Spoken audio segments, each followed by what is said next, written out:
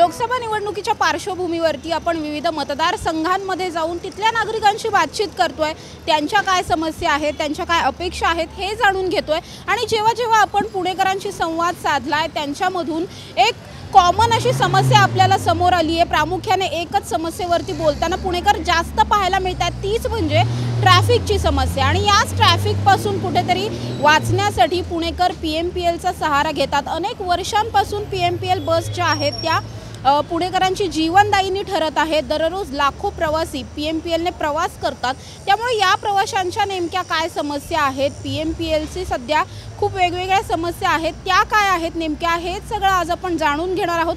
चला तर मग जाणून घेऊया की पीएमपीएल मधल्या प्रवाशांच्या नेमक्या समस्या काय आहेत। बसमध्ये आपण चढलेलो आहोत आणि सध्या मी आणि माझा सहकारी पियुष आपण दोघांचंही पहिल्यांदा तिकीट काढून घेऊया आणि मग इथल्या नागरिकांशी संवाद साधूया।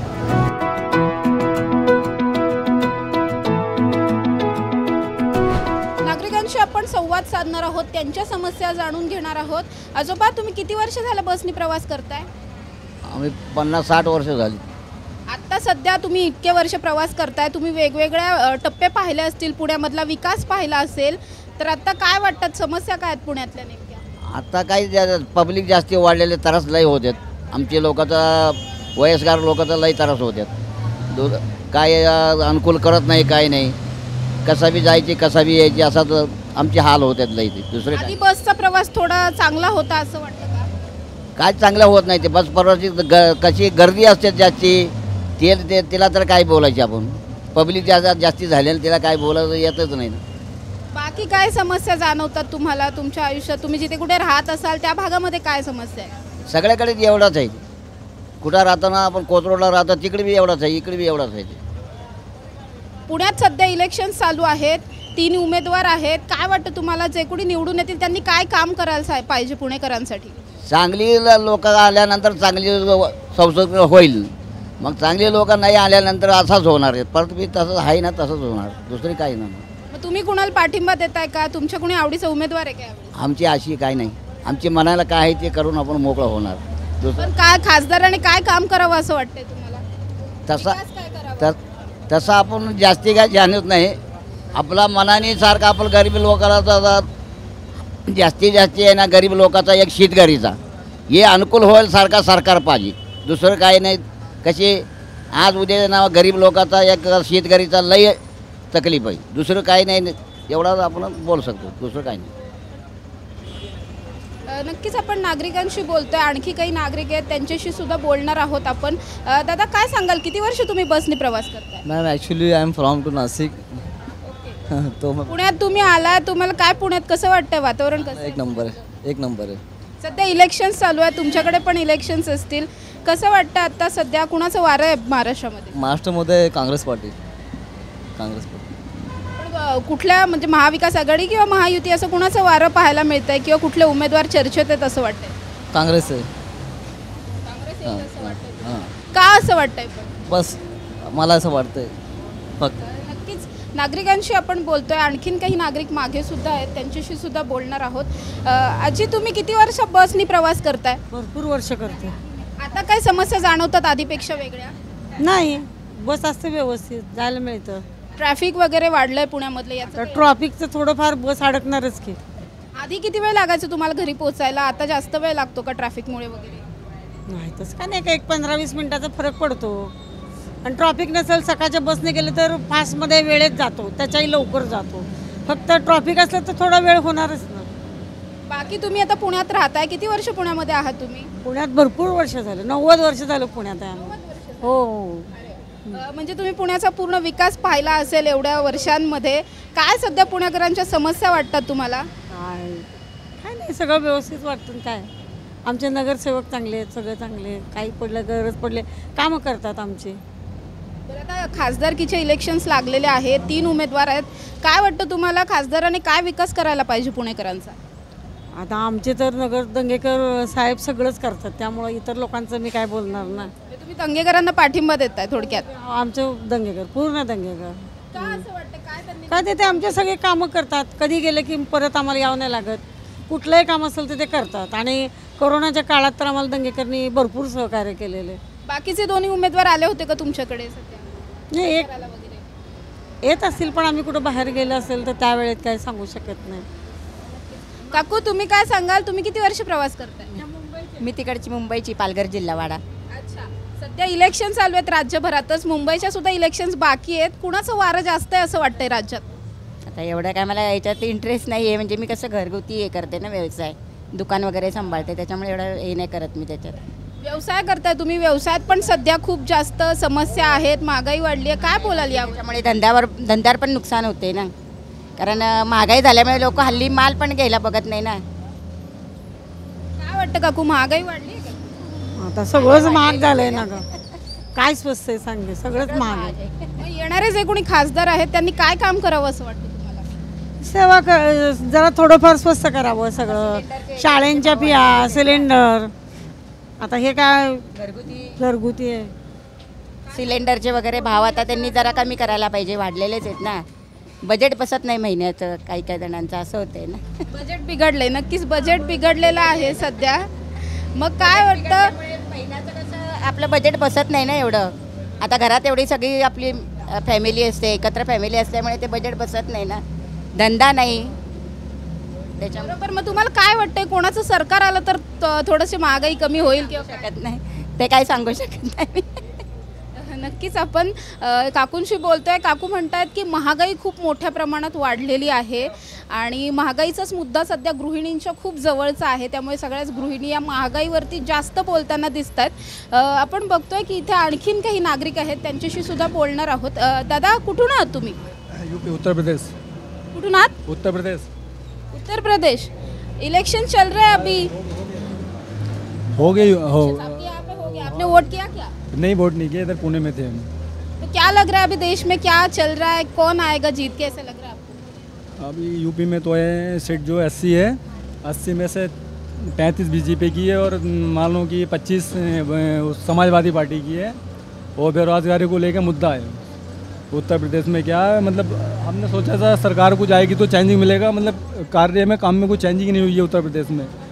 इंडस्ट्री एरिया होना चाहिए था, जैसे कि लोग मतलब बाहर नहीं आ पाए काम करने के लिए. अभी क्या हमें फैमिली छोड़कर बाहर आना पड़ता है काम करने के लिए. ये एक बेरोजगारी का बहुत बड़ा मुद्दा है यूपी में, जैसे कि बहुत बड़ी संख्या है. जैसे कि हिंदुस्तान में 80 मतलब सबसे ज़्यादा 80 सीटें हैं वो उत्तर प्रदेश में सभा की. तो ये बेरोजगारी मुद्दा है कि जैसे कि यूपी है, यूपी में रोज़गार होना चाहिए. ये रोज़गारी नहीं है, रोज़गारी का मुद्दा सबसे मेन. तो आपको क्या लगता है किसकी सरकार आएगी तो ये बेरोजगारी थोड़ा खत्म होगी या कम होगी? सरकार चेंज होनी चाहिए और उसके बाद देखते हैं क्या क्या मुद्दा रहता है. इस सरकार में क्या महंगाई भी बहुत हुई, सरकार भी अच्छी है मगर महंगाई बहुत ज़्यादा हुई है. जैसे कि आटा चावल हुआ है, महंगाई हुआ है, और मतलब जो गरीब लोग हैं उनको ज़्यादा परेशानी हुई है इस सरकार से. अभी जो मीडियम लोग हैं वो तो कुछ भी खरीद सकते हैं, तेल कुछ भी खरीद सकते हैं, मगर जो मीडियम लोग हैं ना बहुत परेशान है वो इस सरकार से. अभी क्या पेट्रोल है, पेट्रोल महंगा डबल हो गया है, डीजल 100 के पार हो गया है, ऐसा आहे की मॅडम.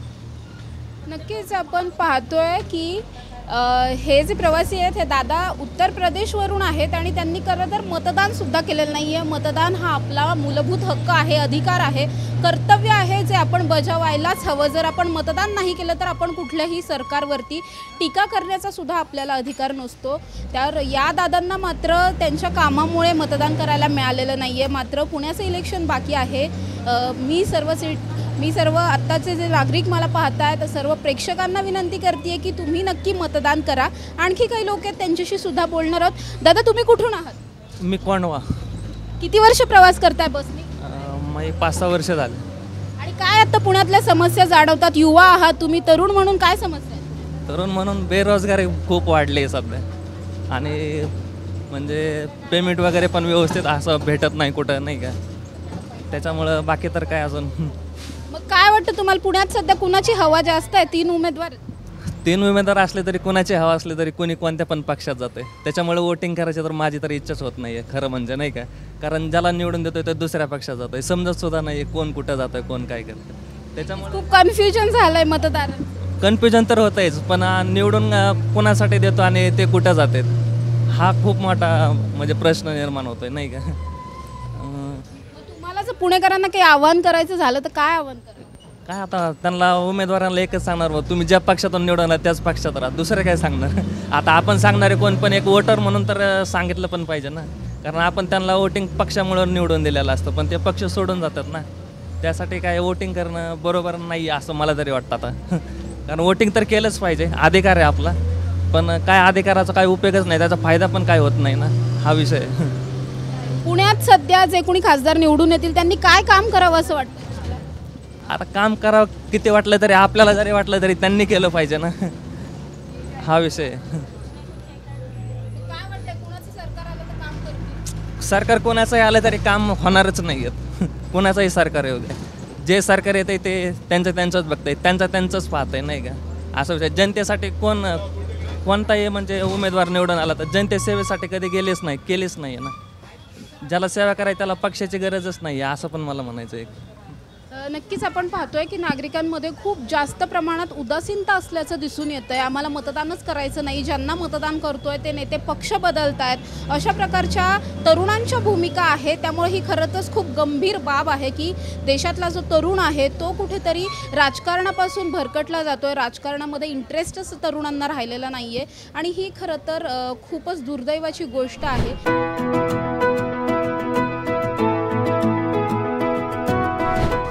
नागरिकांशी आपण बातचीत केली. आता आम्ही परतीचा प्रवास करतोय, ज्या रोडवरून आम्ही आलो होतो त्याच रूटला आम्ही पुन्हा जातोय. यावेळेस वेगळी बस आहे आणि या बसमधले जे कंडक्टर काका आहेत त्यांच्याशी सुद्धा बोलणार आहोत. काका, काय सांगाल, तुम्ही किती वर्ष नोकरी करताय? सध्या 13 वर्ष झालं नोकरीत आहे. आणि काय जाणवतंय तुम्हाला? तुम्ही बसमध्ये असता, प्रवाशांच्या समस्या जाणवता, ट्रॅफिकच्या समस्या जाणवता? हो, सगळेच प्रवासी आधी चांगले आहेत इथले पुण्यातले. ट्रॉफिक आहे, ट्रॉफिकचं जरा नियोजन व्यवस्थित झालं तर बरं होईल. जेव्हा तुम्ही 13 वर्षांपूर्वी नोकरीला लागला होता तेव्हा किती वेळात एक बस पोहोचायची ना आता किती वेळ लागतो? टायमिंग साधारण तोच आहे, पण ट्रॉफिक जरा जास्त प्रमाणात झालं. काय वाटतं तुम्हाला, ट्रॅफिक नियोजन करण्यासाठी काय केलं पाहिजे? नियोजन आता करायलाच पाहिजे थोडंफार, बाकी आहे व्यवस्थित बाकी. आणि गर्दी सध्या वाढली आहे का बसेसला, असं काही जाणवतं? हो, गर्दी प्रवाशांचा बसमध्ये चांगला प्रसिद्ध सध्या जाणवतो आपल्याला, त्यामुळे चालू आहे सध्या व्यवस्थित. पण सध्या राज्यामध्ये इलेक्शन चालू आहेत, देशात इलेक्शन चालू आहेत, कोणाचं वारं जास्त आहे असं वाटतंय? तसं काही सांगता येत नाही मॅडम, आम्ही नोकरीत असल्यामुळे ते चालूच आहे. काका, किती वर्ष तुम्ही PMPLने प्रवास करता? 10 वर्ष आहे. आणि सध्या काय समस्या जाणवतात तुम्हाला? सध्या म्हणजे काय ट्रॉफिकचाच प्रॉब्लेम येतो, बाकी गाड्या वेळेवर येत नाहीत. बाकी जवळजवळ सर्वच 90% तर कंडक्टर ड्रायव्हर चांगला रिस्पॉन्स देतात, एक दुसराच फक्त रिस्पॉन्स देत नाही. बाकी त्यांची सुविधा सर्व चांगली आहे, फक्त ट्रॉफिकचाच प्रॉब्लेम आहे आणि गाड्या लेट येतात. हे PMPLचं झालं, मात्र तुम्ही जेव्हा बाहेर पडताय पुण्यात काय वेगळ्या समस्या जाणवतात का? पुणेकर म्हणून त्याबद्दल मी नाही सांगू शकत, कारण माझा फक्त येण्या जाण्याचाच प्रवास, बाकी राहायला मी पिंपरी चिंचवडला आहे. अच्छा, मग पिंपरी चिंचवडच्या पण निवडणुका बाकी आहेत सध्या. वारं कोणाचं आहे तुमच्याकडे जास्त? आमच्याकडे ते काय, आम्ही ते आम्हाला वेळच नसतो त्यात. सकाळी 6:30ला घर सोडतो आम्ही, ते रात्री 9 वाजता घर जातो, त्यामुळं आम्हाला त्यातलं काहीच ज्ञान नाही. फक्त मतदान येईल त्या दिवशी आपलं जाऊन वोटिंग करून यायचं, जे आपल्याला आवडते व्यक्ती आहे त्या. पण सध्या जे कोणी खासदार होतील त्यांनी काय काम करावं असं वाटतं? दिलेलं आहे चांगल्या सुविधा. बघा, बारणे साहेब होते आमच्याकडे, त्यांनी सुविधा बऱ्यापैकी लोकांना दिलेल्या काय आहे. काम करावं असं वाटतं? ते नाही सांगू शकत, ते पुढे आल्यानंतर बघू. आजोबा, तुम्ही किती वर्ष प्रवास करताय? मी 15 वर्ष प्रवास करतो आहे बसनी, आणि आमच्या पौड भागामध्ये सगळ्या सुविधा चांगल्यापैकी बसच्या चालू आहेत, आणि वेळेवर बस येतात जातात, प्रवाशांचे हाल होत नाही, काय नाही. आणि त्याच्यानंतर हे भाजप सरकार आल्यास जे लोकांना काही ज्येष्ठ नागरिकांना सवलती दिल्यात, महिलांना सवलती दिल्यात, त्याच्यापासून चांगला उत्कृष्ट मिळतो लोकांना. मग तुम्ही आता जिथे राहताय त्या भागामध्ये वेगळ्या काय समस्या जाणवतात? पुणेकर म्हणून काय सांगा? आमच्या भागात आता रोडच्या समस्या होत्या, त्या सगळ्या गडकरी साहेबांनी दूर केलेल्या आहेत. मुळशी कोलाड रोड एकदम ओके झालेला आहे, भविष्यात कधी झाला नव्हता असा सिमेंटचा रोड झालेला आहे, याच्याबद्दल दुमत नाही आहे. आणि पंतप्रधान योजनेतून बरेच काय कामं आमच्या मुळशी तालुक्यामध्ये मिळालेली.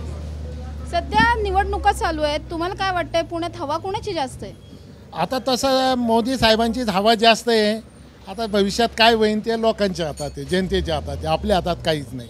मग जे कोणी खासदार होतील त्यांनी काय काम करावं? त्यांनी फक्त आता जनतेला संघ घेऊन जावं, एवढाच विश्वास द्यावा बस, की महागाईवर सगळ्यात समस्या मोठी महागाईची, नोकर वर्गाची महागाईची, याच्याविषयी त्यांनी फक्त जास्त केंद्रित लक्ष करणं, वडावडीपेक्षा आहे ना महागाईवर जास्त केंद्रित लक्ष करावं, मला एवढंच वाटतं. तुम्ही अनेक वर्ष इलेक्शन्स पाहिले असतील, आता खूप वर्ष मतदान करत असाल, तर काय वाटतं, तुम्ही सगळा पुण्याचा विकास पाहिलाय, तर सध्या पुण्यात कसं वाटतंय तुम्हाला वातावरण? 10 वर्षामध्ये जर पाहिलं तर मोदी साहेबांनी बरीच कामं केलेली आहेत आणि भ्रष्टाचाराला बराच आळा घातलेला आहे. दुसरी गोष्ट, त्यांनी भ्रष्टाचाराची लोक पाठीशी घालू नये एवढं माझं मत आहे. बस, बाकी मी डायरेक्ट त्यांना बोलू शकतो. भ्रष्टाचारी पाठीशी घालू नये असं म्हणतायत, पण भ्रष्टाचारांबरोबरच सरकारमध्ये येतात, ते आरोप करतात. त्यांची चूक आहे. आता परवा दिवशी मुलाखत दिली, मैं आगे का ऐसा करूंगा वैसा करूंगा, हे सगळे चुकीचं वाटतं आम्हाला. मग आम्ही मतदान करायचं कुणाला? भ्रष्टाचारांना करायचं का मोदी साहेबांना करायचं हेच कळत नाही. म्हणजे ज्यांच्या बरोबर ते सत्तेत येतात हे आवडत नाही, हे आम्हाला आवडत नाही. त्यांनी वन वे राहावं आणि चांगलं पुढं काम चालत राहील एवढी भाजपने एखादी सत्ता मिळवावी एवढी माझी प्रार्थना आहे. बस, म्हणजे वन वे राहील. परत कसं होतं की 4 लोक चोर जर संघ आले तर सगळे एकाला चोरच म्हणणार, असं होतं. त्याच्यामुळं आपलं वन वे राहावं, सत्ता तुमचीच राहणार आहे, तुम्हीच टिकणार. आजोबा, तुमचं वय काय आता? 68 आहे. तुम्ही खूप निवडणुका पाहिलेल्या असणार. पाहिलेले आहेत. मग आता काय वाटतं, राज्यात देशात कसं वातावरण? संमिश्र वातावरण आहे ताई, कोणावर विश्वास राहिलेला नाही आहे. कुठल्या पक्ष आज ह्या पक्षात असले तर उद्या निवडणुकीनंतर दुसऱ्या पक्षात जातात. म्हणजे मतदारांचे शेवटी हे आहेत, जो मतदान करतो तेव्हा भुसकाळात पडतो, कोणाला मत द्यायचं. एक तर चांगला जो ॲक्टिव्ह चांगला प्रामाणिक आहे त्याच्याकडेच आपण कुठल्याही पक्षाचा असू दे त्याच्या मागे आम्ही जाणार. सध्या काय समस्या जाणवतात तुम्हाला? संमिश्र म्हणजे कसं, एक तर राज्यात भ्रष्टाचार, महागाईच्या प्रश्नावर कोण बोलत नाही. दुसरी गोष्ट, एक तर जिकडं सत्ता तिकडं लोकांचा कल जसतोय आणि जो पैसा देणारा असतो त्याच्या मागे उद्या करून. काय वाटतंय सध्या, कुणाचं सरकार आलं तर थोडी महागाई कमी होईल किंवा काय परिणाम होईल? कुठलंही सरकार आलं तरी काय सांगता येत नाही. ते शेवटी आयात निर्यात करूनच घेणार, विकत घेणार, इकडच्या तिकडे जाणार, तिकडच्या इकडे जाणार. म्हणजे जो तो त्याच्या सोयीच्या दृष्टीने राजकारण करणार आहे. तुम्ही तुमच्या तरुणपणामध्ये खूप वेगळ्या प्रकारचं राजकारण पाहिलं असेल, नेते तेव्हाचे खूप वेगळे होते, काय सांगाल तेव्हाच्या राजकारणाबद्दल? एक पक्षाबद्दल आणि कार्यकर्त्याबद्दल निष्ठा होती आणि आता ही निष्ठा राहिलीच नाही आहे. आज आम्ही त्या पक्षात असलो तर उद्या तो आमचा पुढारी दुसऱ्या पक्षात गेलेला असतो, त्यामुळे आमच्या सामान्य लोकांचे हे होतं. तुम्ही सध्या कोणाला पाठिंबा देताय का? आता आमचा राष्ट्रवादीचं होतं, पण आमच्या राष्ट्रवादीचे सुद्धा 2 गट झालेत. काय वाटतं, दादांनी बरोबर केलं का? दादाचं बरोबर आहे म्हणता यायचं नाही, चूकही म्हणता यायचं नाही. दादा वक्तशीरपणा आणि स्पष्ट वक्ता आहे, त्यामुळे त्याच्यात ॲक्टिव्हपणा आहे, धडाडी आहे. मग सध्या राज्यात कुणाचं सरकार यावं असं तुम्हाला वाटतंय? भाजपचंच यावं, कारण का आज इतके 2 टर्म केलेले, 3ऱ्या टर्मला शेवटी चान्स द्यायचा, करू किंवा काय व्हायचं ते पुढचा भाग वेगळा. पण भाजपनेच हे सगळे पक्ष फोडले असं सुद्धा आरोप होतात. परंतु ते काय असतात, त्यांच्या काही भ्रष्टाचाराच्या लाभी लागलेल्या आहेत, त्या गप्प म्हणूनही ते तिकडे गेलेले आहेत. सध्या काय वाटतंय तुम्हाला, राज्यातली परिस्थिती बघता हे सगळं कधी कमी होईल की नाही? काय कमी होत नाही, दिवसेंदिवस ते हेच चालणार आहे, असंच राहणार. जे कोणी खासदार येतील निवडून त्यांनी काय काम करावं? त्यांनी एक तर प्रामाणिक करावं, जनतेसाठी काय करायचे ते जनतेसाठी करावं. तर स्वारगेटवरून सुरू झालेला आपला प्रवास, आपण पुन्हा एकदा स्वारगेटलाच येऊन थांबलेलो आहोत. या प्रवासामध्ये आपण अनेक पुणेकरांशी बातचीत केली. आपल्याला पुणेकरांबरोबरच राज्यातले आणि परराज्यातले सुद्धा नागरिक या PMPLने प्रवास करताना पाहायला मिळाले. खरं तर या नागरिकांशी बातचीत केल्यानंतर एक गोष्ट प्रामुख्याने जाणवते, ती म्हणजे महागाईची समस्या ही सगळ्यात जास्त गंभीर आहे. याच मुद्द्यावरती सर्वात जास्त नागरिक बोलत आहेत. पुण्यातले नागरिक हे प्रामुख्याने ट्रॅफिक या विषयावरती बोलताना जाणवत आहेत आपल्याला. त्यामुळे येणारे जे कोणी खासदार आहेत त्यांनी प्रामुख्याने याच 2 अपेक्षांवरती खरं उतरणं तितकंच गरजेचं असणार आहे. अर्थात निवडणुका चालू आहेत, पुण्याचे इलेक्शन्स अजून बाकी आहेत. पुण्याच्या निवडणुका 13 तारखेला आहेत. या निवडणुका झाल्यानंतर शेवटच्या टप्प्यातल्या निवडणुका या 20 मेला पार पडणार आहेत आणि त्यानंतर 4 जूनला या निवडणुकांचा निकाल जाहीर होणार आहे आणि त्यानंतर आपल्याला कळणार आहे की नेमके कोणते खासदार निवडून येणार आहेत आणि जे कोणी खासदार म्हणून निवडून येतील ते नागरिकांच्या या सगळ्या समस्या सोडवण्यामध्ये यशस्वी होतात का, त्यांच्या अपेक्षांवरती खरे उतरतात का, हेच पाहणं महत्त्वाचं असणार आहे. कॅमेरा पर्सन पियुष येरवडेकरसह समृद्धी जाधव, टॉप न्यूज मराठी, पुणे.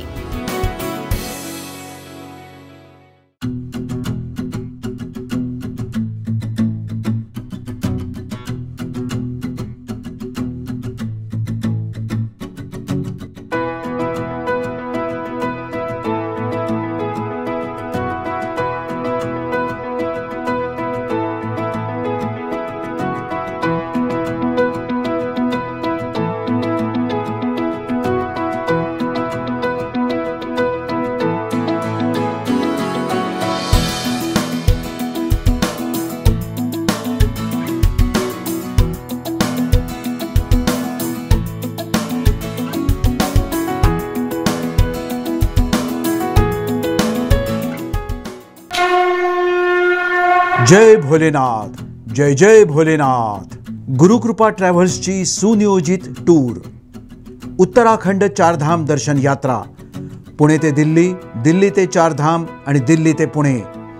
प्रवास भाडे प्रत्येकी फक्त 38,500 रुपये. कपलसाठी स्वतंत्र रूम हवी असल्यास प्रत्येकी 45,000 रुपये. पहिला ग्रुप 10 मे 2024, दुसरा ग्रुप 24 मे 2024 आणि तिसरा ग्रुप दिनांक 6 जून 2024. 15,000 ॲडव्हान्स भरून आजच आपलं सीट बुक करा. अधिक माहितीसाठी संपर्क साधा. गुरुकृपा ट्रॅव्हल्स, गजानन महाराज खेडेकर, 94-220-25024, 99-237-16262, 94-235-25427 आणि शुभम गजानन खेडेकर 899-66-2004. त्वरा करा, आजच आपलं सीट बुक करा. जय भोलेनाथ, जय जय Bholenath. Come on guys, hurry up. यार सुन ना, एक ब्रेक ले लेते हैं. Guys, I'm telling you, तुम लोगों को सही से ट्रैकिंग नहीं आता. But that's okay, you can learn. रोज का ढक्कन देना. ये रेड वाला है, सही वाला देना. वे ढक्कन, पहले तो सही पानी पीना.